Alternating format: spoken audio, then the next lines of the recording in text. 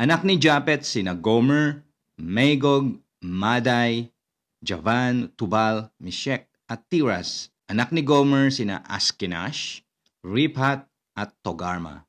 Ang mga anak ni Javan ay sina Elisha, Spain, Cyprus at Rhodes. Silang lahat ang mga anak ni Japhet at ninuno ng mga taong nakatira sa tabing dagat. Kumalat sila sa iba't ibang lupain at nagkaroon ng kanyang-kanyang language, pamilya at bansa.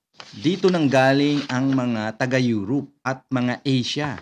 I am an Asian descent. So dito ako nang galing sa lahi ni Japhet. Bahagi pa rin tayo ng plano ng Diyos. That came from the line of Abraham, which is the chosen people, where God chose to reveal His Son of God, Jesus Christ, race is Jew. We are not coming from that line, but we are part of God's family and we are part of God's plan.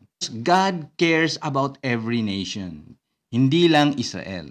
Mula pa noon, concerned na ang Panginoon sa buong mundo. Ano ang application dito? The gospel ay hindi lang sa ilang tao. The gospel of the Lord Jesus Christ, the salvation that God is giving to us as His free gift, the eternal life, para ito sa lahat.